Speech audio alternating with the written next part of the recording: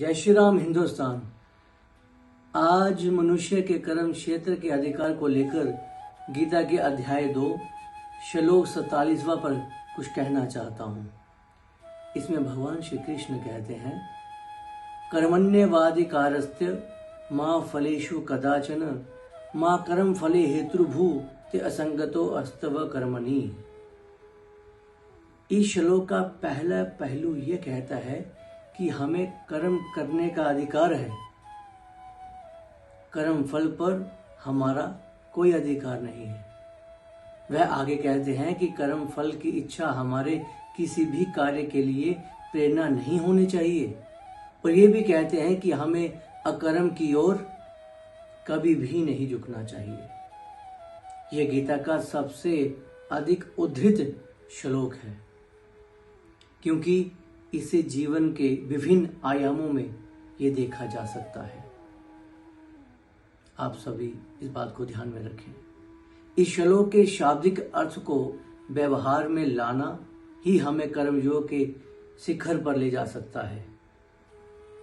इसका दूसरा पहलू ये है कि अपने कर्मों के कर्मफल पर ध्यान केंद्रित करने से हम स्वयं कर्म से दूर हो जाएंगे और परिणाम स्वरूप कर्मफल से ही वंचित हो जाएंगे।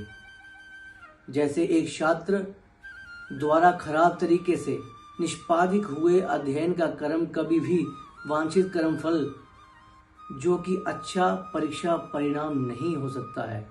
ये श्री कृष्ण इस बात पर जोर देते हैं कि हमें किसी भी परिस्थिति में अपना सर्वश्रेष्ठ प्रदर्शन करने पर ही ध्यान केंद्रित करना चाहिए। इस श्लोक का तीसरा पहलू यह है कि कर्म वर्तमान क्षण में होता है और कर्म फल हमेशा भविष्य में होता है, जो कई संभावनाओं का संयोजन है। श्री कृष्ण हमेशा वर्तमान क्षण में रहने की ही सलाह देते हैं, क्योंकि हमारे पास केवल वर्तमान पर ही नियंत्रण है, लेकिन भविष्य या अतीत पर कोई नियंत्रण नहीं है। अंत में भगवान श्री गौतम बुद्ध के शब्दों को बोलना चाहूँगा। उन्होंने कहा था कि जन्म मिलना भाग्य की बात है, मृत्यु समय की बात है, और मृत्यु के पश्चात भी आपको याद रखा जाए, यह कर्मों की बात है। आप सभी इस बात का अवश्य ध्यान रखें। धन्यवाद। जय श्री राम।